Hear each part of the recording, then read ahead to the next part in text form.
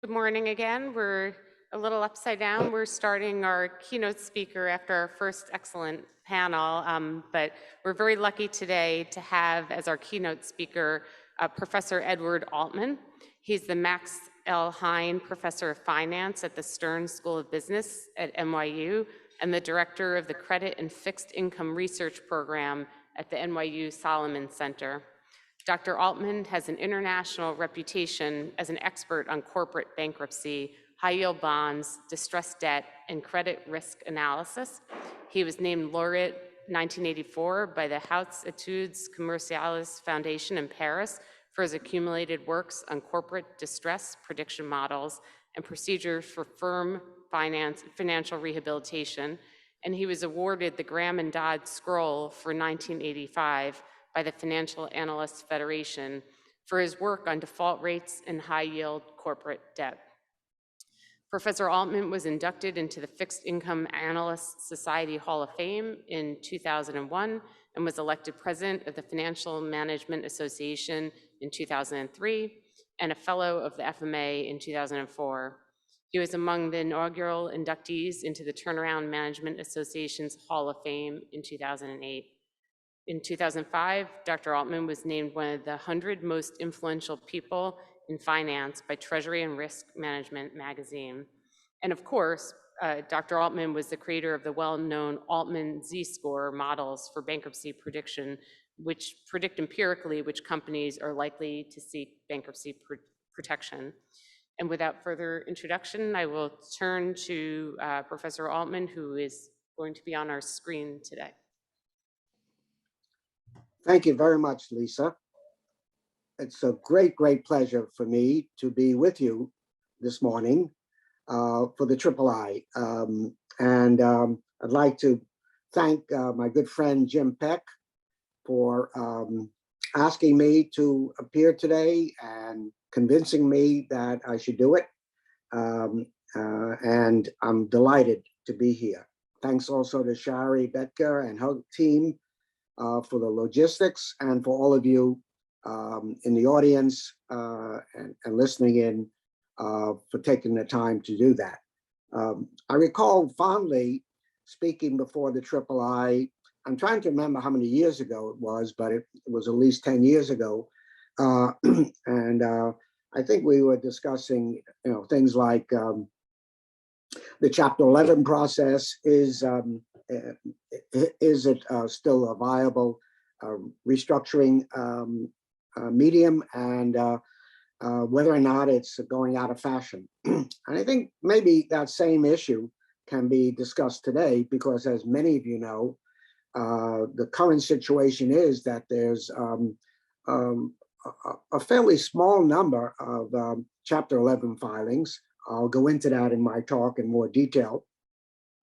And maybe we can explore the outlook together as to what you think about that. But my topic overall today, and if you could bring up the PowerPoint presentation, Shari, is, as you see there, COVID-19 and the credit cycle. We're going to revisit 2020, talk about 2021 and the outlook. And I hope that will motivate a number of you to ask questions or to think among yourselves as the conference goes on. Next slide, please. I think it's really important when we evaluate what's happened during COVID-19 to understand exactly where we were before COVID-19 occurred, essentially at the end of 2019 and early 2020. And then we'll talk about what happened after COVID-19 hit, and of course, the outlook. There's no question in anybody's mind that at the end of 2019, the beginning of 2020, we were in a benign credit cycle. And I will define to you how I look at where we are in the credit cycle, whether it be benign, normal, above normal risk, or in the stressed. Even then, however, I was very concerned with whether or not we in the United States in particular, but also globally, were vulnerable to a major downturn, without knowing what the catalyst would be. And the reason for that was the incredible buildup, and I'll show you this graphically, in global corporate debt, but indeed in debt in general, and asking the question, were we in a debt bubble? And I think you could ask the same question today. I don't know if I'll have time, but I'd just like to point out that this growth in debt, while it's quite clear, is in the most risky area, namely high yield bonds, leveraged loans, CLOs, and the like. It also has had an incredible increase in the BBB rating class. For those of you familiar with the rating agencies, that is the lowest of the investment grade class. And by far today, it outnumbers and dominates the amount outstanding of all corporate debt. Finally, I'd like to say a few words about some new research that we are carrying on at the moment. In fact, I have a manuscript on my desk to edit, dealing with the concept of global zombies. And I hope to have a little time for that and maybe time for Q&A. After COVID-19 hit in March of 2020, the benign cycle ended almost instantaneously. I have never seen a credit cycle go from benign to stressed essentially overnight, let alone over several months. And of course, you're all familiar with the central bank activities, particularly the Fed in the United States and European Central Bank, to try to right the ship by adding tremendous support to companies and to the economy. And I'll go into that as well. And it worked. There was a great market rebound, although the real economy continued to suffer for quite some time. Along with this incredible rebound that happened also so quickly after March 2020 dramatic drop in financial markets, what we found, and this is something I've never seen in my long experience in studying credit cycles, I've never seen a crisis being handled by increasing debt as opposed to reducing debt.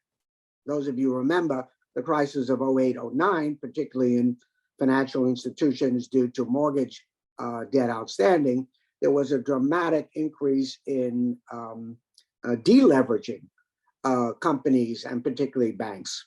This time, just the reverse. We'll look at defaults and bankruptcies in 2020 and beyond, recovery rates in terms of investors, what they recovered on that debt. We'll revisit the benign credit cycle, and we'll talk about again whether or not we are perhaps susceptible to a debt bubble or perhaps rational asset valuation. So that kind of gives you an outline of what to expect going forward. Next slide. This chart shows very clearly the enormous increase since 1997 in global debt.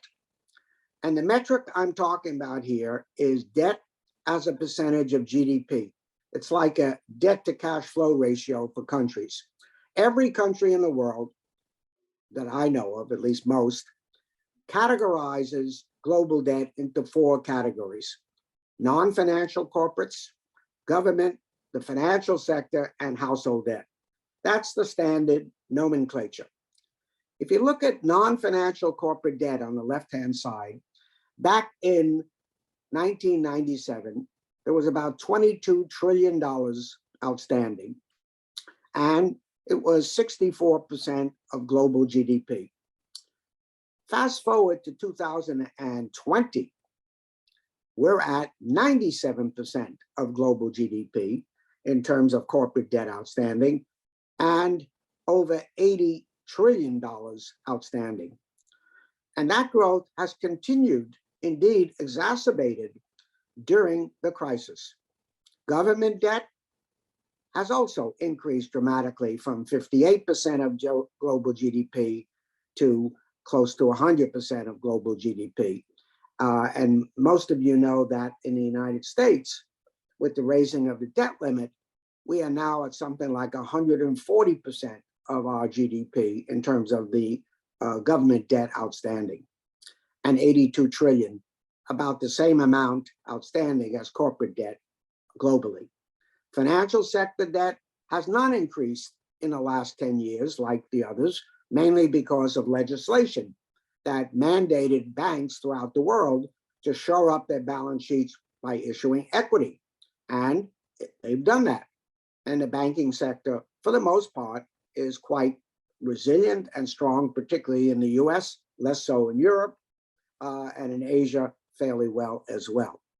Household debt, finally, also has not increased that much from the record levels that we had back in 08 and 09, but still it's growing. Altogether, if you look on the right-hand side, in 2020, at the end of 2020, we had over 330% of global GDP in the form of global debt. That's up more than 100 percentage points from what it was back in 1997.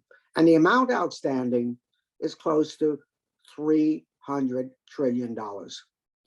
And the biggest one-year jump in this number was last year in 2020, when we increased by about $29 trillion. In other words, debt has been the engine, in my opinion, of GDP growth based on low interest rates and, I'm sorry to say, declining productivity. We are hoping that productivity will increase now in 2021-22 with tremendous number of new companies being formed in the financial and technology sectors, as well as certainly other sectors. But the bottom line is we are in a dramatic increase in global debt. And it does seem in 2021 to actually become even greater, as I'll get into. Next slide, please. One thing that is very interesting to me, and maybe less so to the legal profession, but perhaps it is quite important, is the tremendous increase in debt emanating from non-financial institutions like banks. In fact, in 2021, the amount of non-bank debt was more than twice as much of new issues than bank debt. Bank debt went down to about $1 trillion in 2021, whereas corporate debt from non-bank sources, the so-called shadow banking, has spiked dramatically to over $2 trillion in that year. And that's a trend that has been increasing for a couple of years now. And it shows that the debt sector from non-banks, which by the way is very unregulated, has seen the greatest growth. Hedge funds, BDCs, lenders of all type are taking advantage of the interest rates they can charge on risky companies in particular. And of course, that increases the appetite for risk in the system. And why? Because interest rates are so low, people are looking for higher yields. And I'll get into that as well. Next slide, please. Well, here's the standard nomenclature for rating agencies and their ratings: investment grade, non-investment grade. I had the great opportunity and honor to be asked back in the early 1980s as the first academic to study the so-called high-yield junk bond market. You all know about that market now. Today, it's close to $2 trillion outstanding in the US, about 500–600 billion in Europe, euros outstanding, and also in Asia and South America. And this market is grown, it's been very resilient, but of course, it is the higher risk sector, and it's where we emanate defaults and bankruptcies from. Next slide. This shows that great growth through 2020 at close to $2 trillion. Back when I was writing that white paper for Morgan Stanley, they were interested, by the way, back then, should they get involved in something, get their hands dirty, so to speak, in something called junk bonds. Well, now it's a legitimate asset class. All the investment banks, or most of them, are clamoring for more business in this area, and investors, particularly in Western countries, are very interested in this asset class. And by the way, it's also an issue in China right now because of the tremendous problems they're having, particularly in real estate developers, Evergrande being the big tip of a giant iceberg that's ready to melt down in China. The question is whether or not it will pollute global markets. Most people in the US do not think it will. However, I'm not as convinced about that because of the increase in debt in our sectors as well. Next slide. Just talking about this growth in high yield debt, last year, 2020, we had $435 billion of new high yield bonds. That's more than 100 billion greater than any year in the past, during a pandemic, during a recession.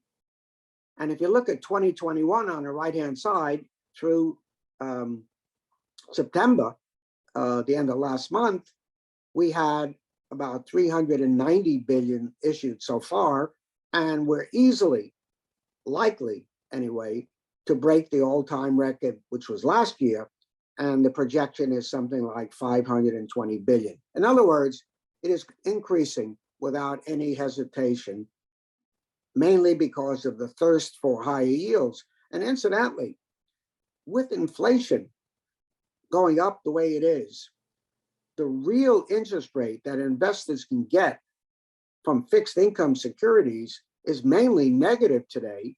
Even the high yield bond market, it's not very positive on average because of inflation rising to 4 or 5% perhaps this year. And that means the yields have to be higher than that. And many of the high yield bonds are not higher than that. I'll come back to that. Next slide.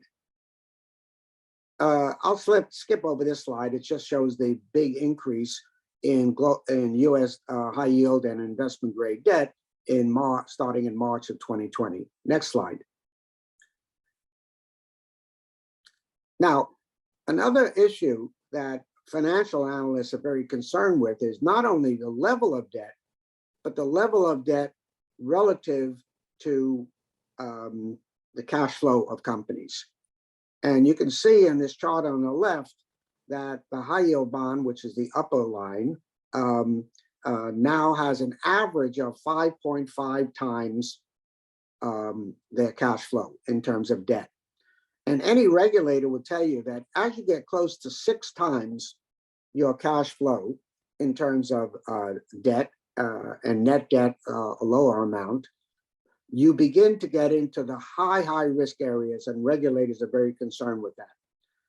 Indeed, we are very close to that level now, certainly in the leveraged loan and high yield debt area, and even investment grade is spiking up. So it's not just the level of debt, it's the level of debt relative to cash flows. Now, people are forecasting big increases in cash flows this year as the economy improves, and that will happen. The question is whether or not that will be pervasive across all rating classes. And so far, there's been no problem with companies either meeting their debt payments or getting support from the financial markets to refinance. But that spigot of liquidity can be turned off overnight. And that's my concern too, as we'll get forward. Next slide. This shows the purchase price multiple. This is a standard corporate finance measure that measures how many dollars are being paid for highly leveraged transactions relative to the cash flow of a company. Back in 2007, on the left-hand side, we had a peak of about 10. In other words, for every $1 of cash flow on these LBO transactions, $10 of debt was used. On the right-hand side, we now see that we are at 12 times cash flow. In other words, what's being paid for companies now is the highest we've ever seen, and the beat goes on. These are mainly private equity firms financing their acquisitions with 60, 65, 70% of debt. And that market has been incredibly resilient up to now. So what's the problem? Well, the problem is what happens when these companies have to pay their debt and interest rates rise due to inflation and other factors. Next slide. I went over this already. This is the debt leverage ratio. Next slide, please. I'm going to skip over this. This is more of an academic interest dealing with how you measure debt equity ratios, whether you do it with book value or market value. Now, here's my 5 factors that I look at to determine where we are in the credit cycle. The first one, and the one that I think would interest most the III audience, and certainly interests me most, is default rates. The historic average on high yield bonds over the last 40, 50 years has been 3.3% per year. This is on a default rate measured based on dollars of the high yield bond market, 3.3% per year. Currently, as of 9/30/2021, the outlook for all of 2021 is about 0.6%. Indeed, up to now, most of the rating agencies and the forecasters who do talk about default rates are saying that the rate is perhaps 0.4 or 0.5%. So there's no way we're going to get close to the historic average. Once you're this much below the historic average, this implies a benign credit cycle. Recovery rates, that is what you recover if there is a default. Historically, about 45 cents on the dollar with respect to bonds and about 60 cents on the dollar with respect to loans. Currently, astronomically high at 65% at the moment. And the forecast is by the end of the year, perhaps 60%. And I'll show you how we do that forecast. The point is, the recovery rates are much higher given this frothy environment that we're in. And that, of course, implies also a benign cycle. The third metric is required returns. That's what investors require when they invest in very risky debt. Historically, it's about 5.2%. We're at 2.7% today in terms of the yield to maturity. And for those of you who follow these markets, the option adjusted spread, which is a similar type of metric to the yield to maturity spread, is only a little over 3%. Much, much lower than historic average. Again, benign. Investors are not expecting high default rates going forward. And as a result, they're requiring much lower returns. But imagine requiring only 2.7% when inflation is maybe going to be 4%. And that 2.7% is a spread over the 10-year rate. So the 10-year rate today is about 1.6. If you require 2.7 more than that, you're hardly going to get enough to cover inflation. Something's got to give. My opinion, these required returns are much too low for the high risk of these bonds. A metric that I developed back in 1990 is called the distress ratio. That's the percentage of high yield bonds trading more than 10% above the risk-free rate. Historically, it's around 10% of high yield bonds that are like that. Today, only 1.6%. There's almost no bonds out there that are considered distressed. Distressed investors are saying, I've got nothing to invest in. And so what are they doing? They're issuing debt directly to companies. They're being competitors to banks because they've got all this excess investment money and they've got nothing to invest in if they're distressed investors.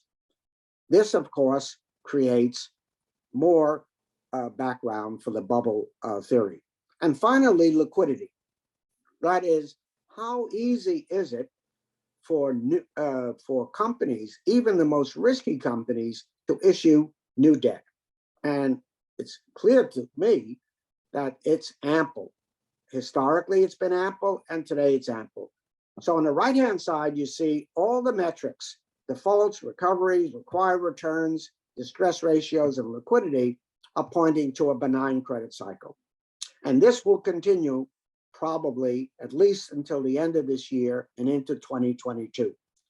There's no question we are in a benign cycle. And what happens in a benign cycle is, I think investors lose sight of the fact that it could change very quickly, and they take more risk. And they are motivated to do so by the low interest rates that the government, particularly the Federal Reserve, is fostering in order to generate growth in the economy. So, two-edged sword. Low interest rates are great for investment. It's great for growth, but it's not very good for risk-taking. It enhances risk-taking. Next slide. This slide here is an important one. Take a look at the blue line. The blue line shows a metric called debt as a percentage of GDP for companies, non-financial corporate debt. So it's, again, like a debt to cash flow ratio, but corporate debt. Notice there were three peaks: 90, 91, 01, 02, and 08, 09. Each time there was a peak, the red dotted line shows a peak in bankruptcies and defaults in terms of high yield, more than 10%, 11%, 12% of the high yield market defaulting in 1 or 2 years. Fast forward to the right-hand side, we're at a new peak. In fact, in 2020 and even in 2021, we are far more debt to GDP for corporates than ever before.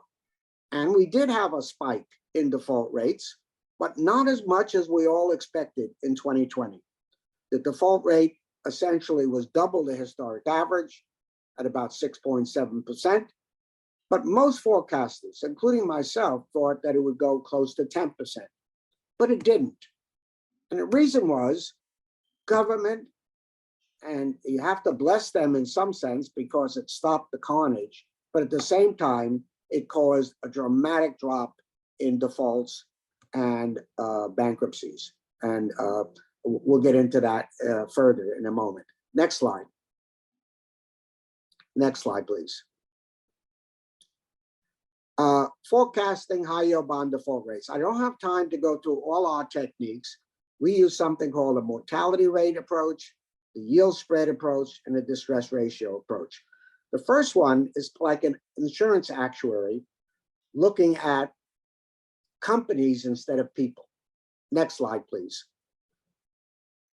Here's some equations for your staff or yourself if you're interested on how an insurance actuary calculates marginal and cumulative mortality rates for people. We do it for companies. The amount of defaulting debt in a year as a percentage of the amount outstanding for each rating class. Just like you have an average life expectancy for people, we have an average life expectancy for corporate bonds based on their original rating rather than based on, for example, their gender. Next slide. And this matrix, I don't have time to go through it all. It's a lot of numbers. It may be a little intimidating to a lot of people, but don't be. What this shows, and you can look at it carefully at another time, is given a certain rating at birth on the left-hand side, historically, what has been the default rate 1, 2, 3, up to 10 years after issuance. So for example, for 5 years, a B-rated bond has about a 28% chance of defaulting by the 5th year. That historically has been the frequency of defaults. 28% of B-rated bonds default by the 5th year. Now, you may say, who would ever invest in a B-rated bond then? The answer is a lot of people, if the spread, the interest rate, the coupon, plus the capital gain potential more than compensates for that expected default. And the next slide shows you the same data, only factoring in recoveries. So you lose around 20% of your money on defaults by the 5th year, but you have gained compound interest over 5 years, which more than compensates you for that 20% loss from defaults. But that's if you have this average frequency over 40 or 50 years. In a recession, those numbers are going to escalate. And in a expansion, in a benign cycle, they're much lower as they are now. So people are fat and happy because they haven't had many defaults of late. I'll show you those numbers in a moment. Bottom line, we can use this technique for forecasting. Next slides show the regression techniques for using today's yield spread to determine tomorrow's default rate. And the next slide shows the distress ratio as a percentage of next year's default rate. All of them show today a very, very low expected default rate over the next 12 months.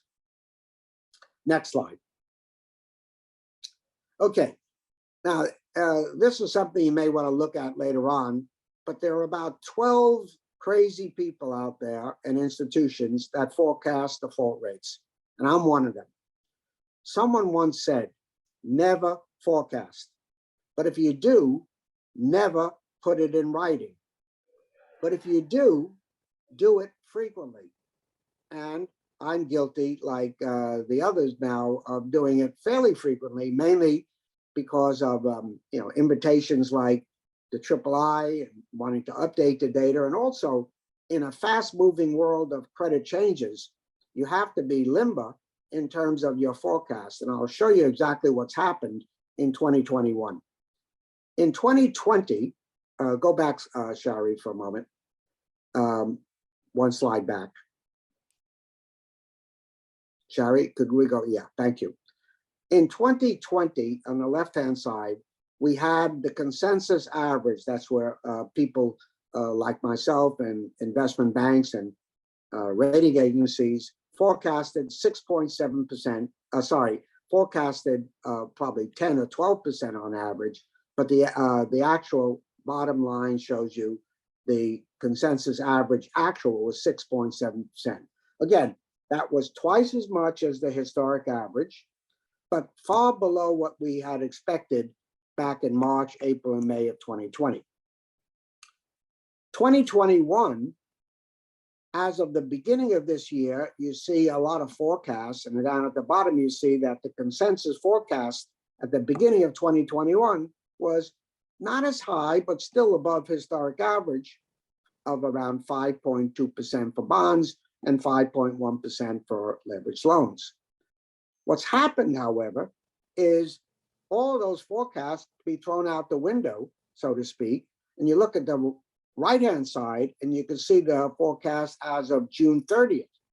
And if you did I haven't had a chance, I've been traveling and other things, I haven't had a chance to update by asking all these folks what's their latest forecast, but I know my forecast now is something like less than 1% for this year. And as of the end of June, it was 1.5% on the top. Altogether, I would say the consensus forecast for 2021 is less than or about 1% compared to a historic average of 3.3. And I'll show you what's causing that. But the bottom line is, what's causing that is incredible amounts of liquidity, even for the most risky companies, either through refinancing, distressed exchanges, and the like. Let's go to the next slide. Let's talk about bankruptcies. I know that's near and dear to the heart of the audience, and it is to me too. I've been in the bankruptcy business, so to speak, for more than 50 years. I can't seem to get out of that rut, so I might as well stay here. And been teaching and lecturing, researching, consulting in this area for a long time. I have never seen what happened in all the years in 2020. In terms of the United States, we had 180 firms with more than 100 million in liabilities filing for Chapter 11. That was the highest year ever by far. The prior highest year was 2009, when it was 153, and the historic average is something between 65 and 75 number of these big bankruptcy filings.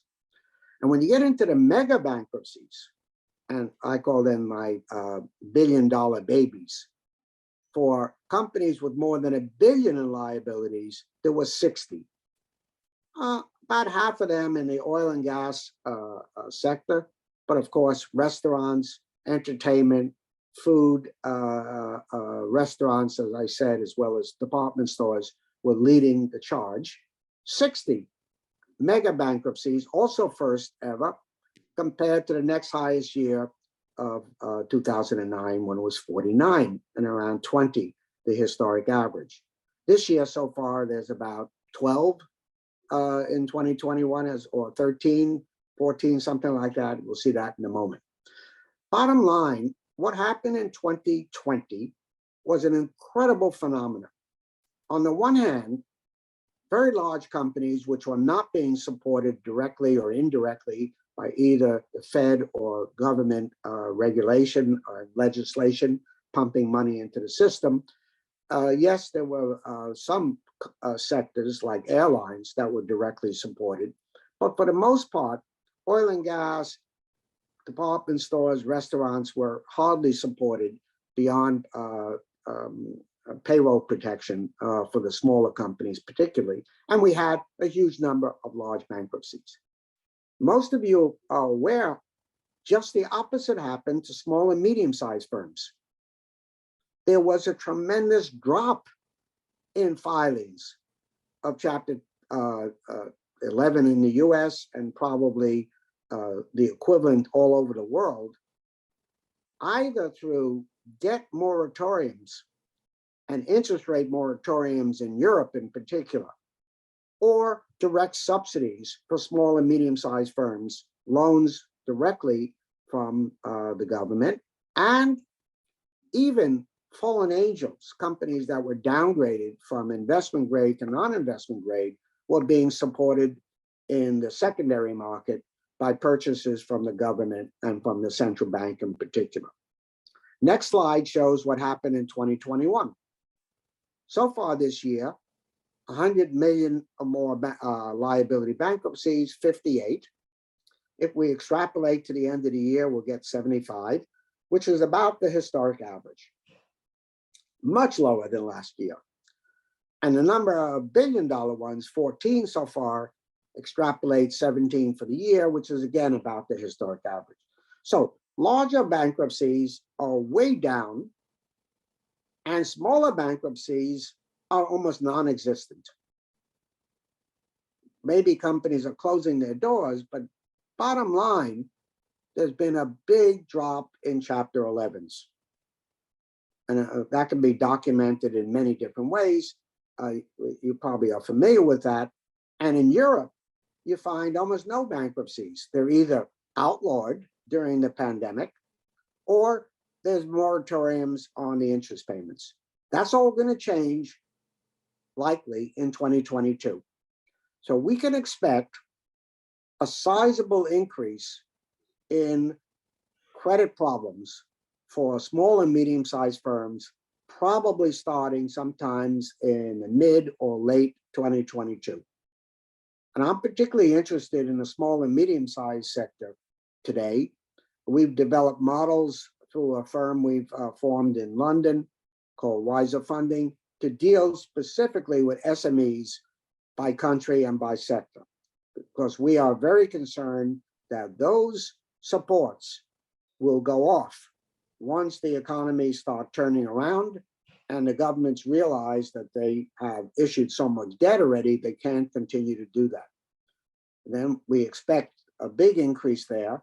As far as large firms goes, it's hard to say because the economy is perking along at a pretty positive rate.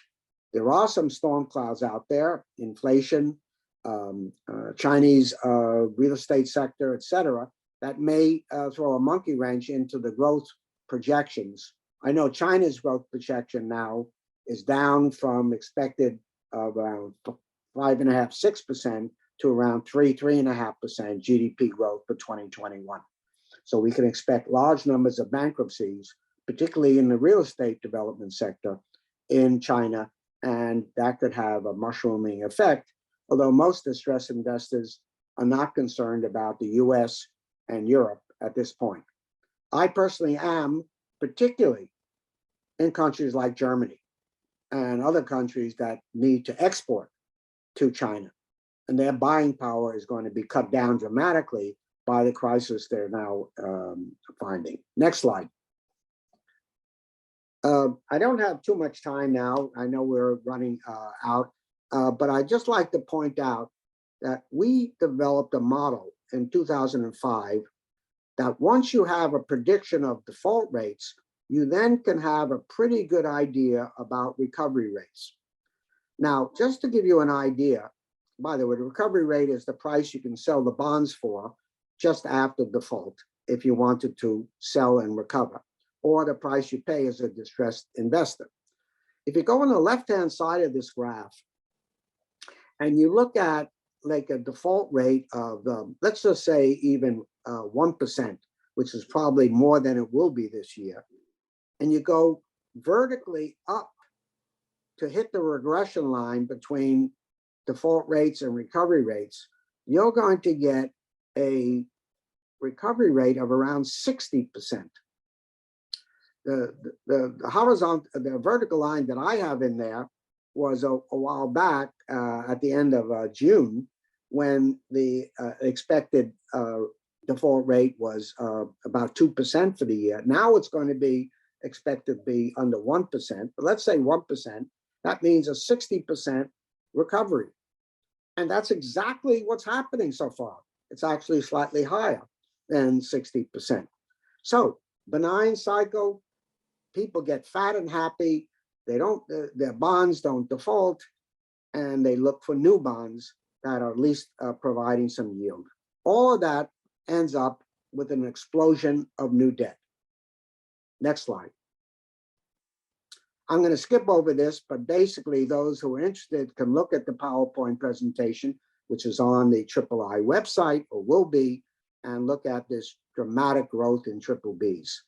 I do want to spend a couple of minutes on the last topic, global zombies. Next slide, please. In fact, by the way, those of you who know about Z-scores, this is the Z-scores, and we applied it to the triple B sector. And we thought there would be a dramatic increase in defaults, in downgrades, and there were, but not as much as we thought, because again, the central bank activities put a kibosh on downgrades. You just don't find any more downgrades since the end of 2020. Next slide, please. Next slide. Next slide. And if you're interested, here's a list of, which I compiled back in May of 2020, of those companies that were downgraded from investment grade to non-investment grade.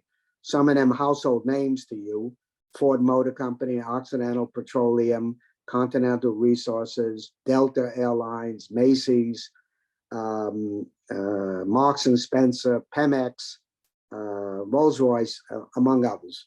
And every one of them, by our Z-score method, had a bond rating equivalent, that's in the third from last column, below triple B when they were triple B. In other words, we were predicting that they would be downgraded, but this was based on data from 2019.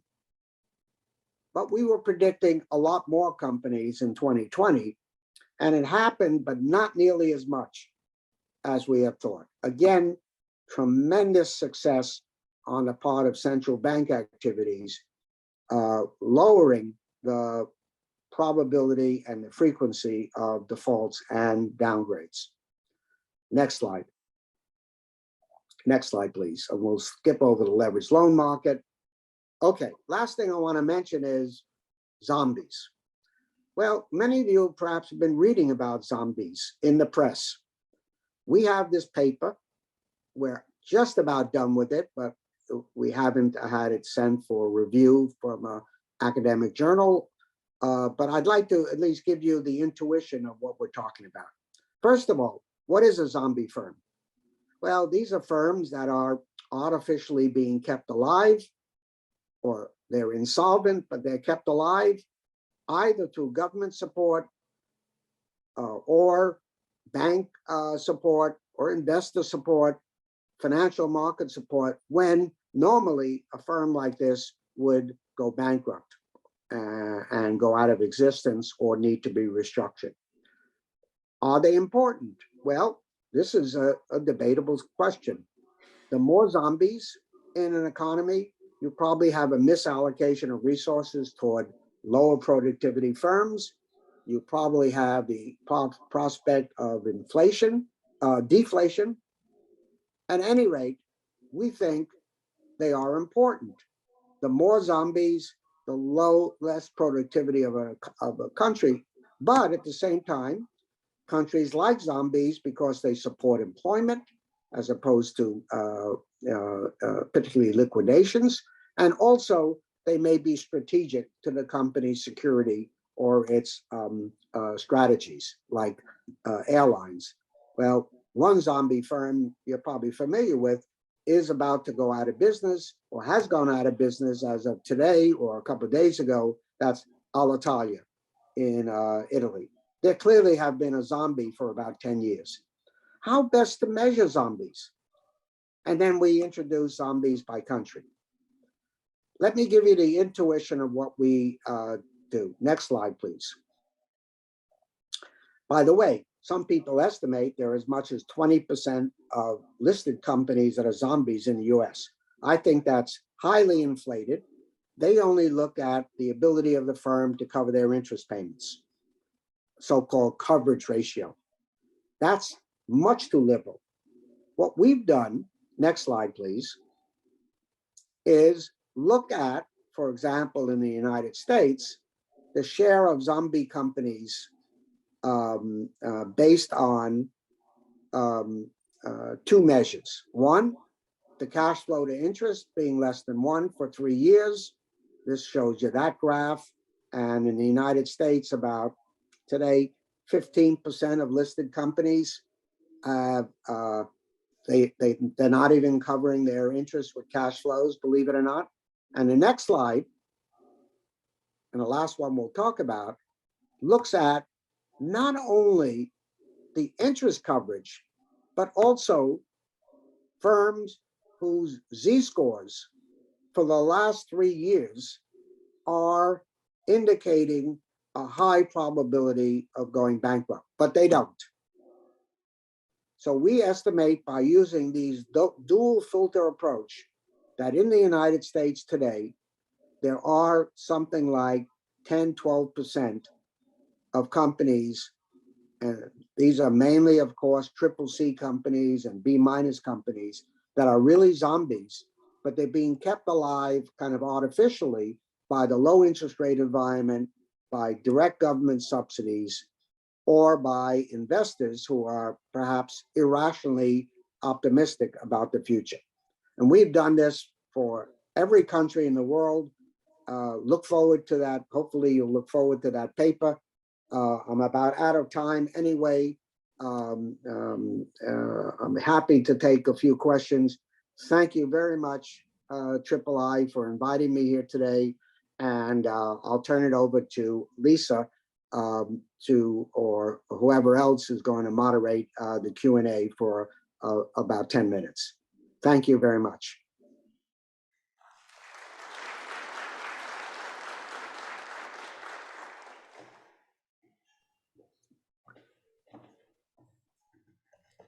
Questions from the in-person audience? I know everyone's wondering where the next cycle is going to start for our employment, so we hear it's not this year, but questions in the room?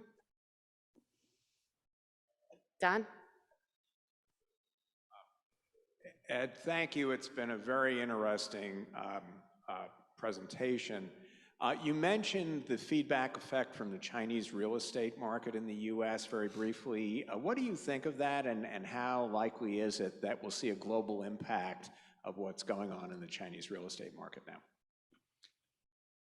Yes, well, that's of course a great question for a lot of people, particularly distressed investors who are concerned about perhaps whether they're going to be picked up in their activity, or existing investors who are investing in particularly real estate development companies globally.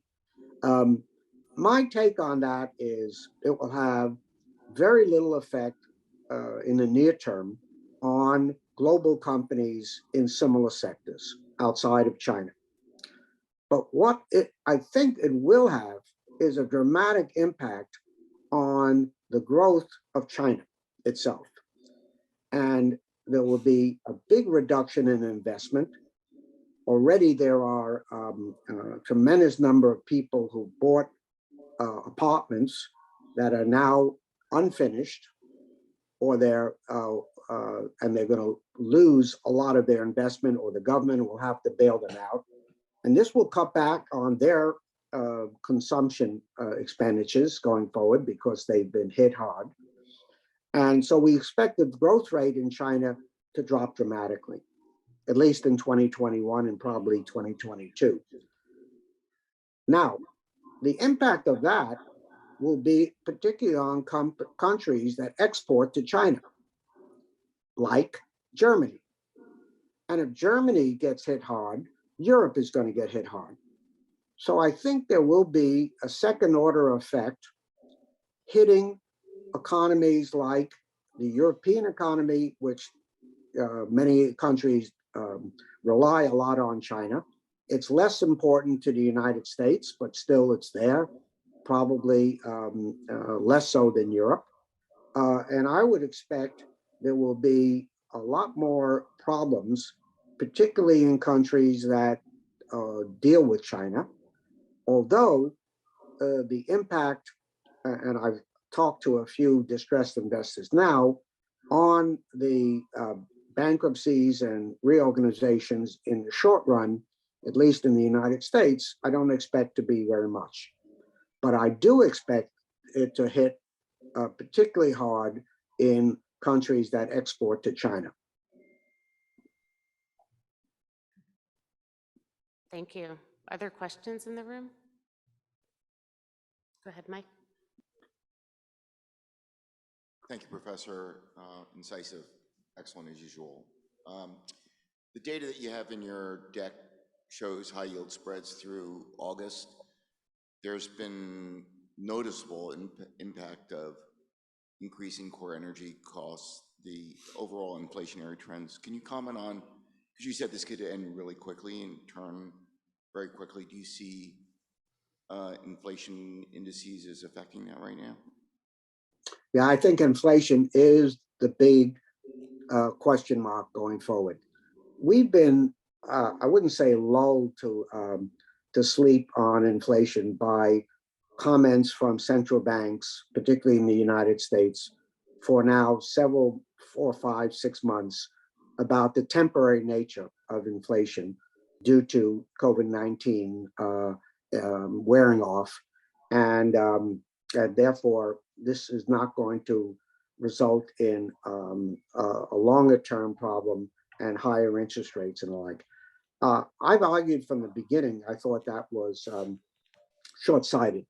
Not only the supply chain problems, which probably will go away in 6 to 12 months from what they are now, but they're very, very serious now, but also the tremendous impact that higher wages will have on our inflation rate. You just pick up today's Wall Street Journal, and they talk about how unions are gearing up for big, big pay increases that they're going to be asking for. And I think that's across the board. And we're already seeing that. So I don't think it's a temporary problem, the inflation. As a result, yields need to increase. That spread that you mentioned. And by the way, the spread that I looked at is actually not of August, but as of a week or so ago, that it's still very low, 2.7% if you use the 10-year Treasury rate as the benchmark, a spread over that. So investors still have not awakened to the fact that if you get 2.7% above the 10-year rate as a return, or if that's all you require, you're going to be barely able to cover the inflation. So that means they're going to change. They have to increase that. Otherwise, the market and the market as a result will tank somewhat. I'm not optimistic in the short run about investments in this market, but I've been wrong for a while. I've been saying that for a while. But anyway, the bottom line is this inflation issue will hit not only the debt markets, but the equity markets. So let me editorialize for a moment on what I think companies should be doing today. And that is issue equity in large amounts while the equity prices are high. When I was a graduate student back in the 1960s, there was this theory that was put out that said, essentially, be opportunistic as a company and take advantage of low interest rates by increasing your debt, or high equity prices when you want to increase equity. Well, so far, we have seen increases in equity, but it's mainly coming from the technology sector and through these SPACs rather than corporate America in general. So if I was advising companies today, start issuing equity as much as possible while prices are high, because I think they're going to get hit just like the debt prices will get hit when and if inflation becomes more than just temporary. So thanks for that question on inflation. I wish I had, I'm not an inflation watcher normally, but I read in the newspapers every day, and there's some very good work being put out by a couple of economists now who are have been arguing for some time now about the less than temporary nature of the inflation that is happening, and it's globally, not just the U.S. But we're leading the pack. I think Europe is getting more concerned with that as well. Thanks so much. We'd love to continue the conversation, but we're out of time today. But we really appreciate you remotely joining us and kicking off the conference with an interesting speech. So thank you, Professor Altman. Thank you, Lisa.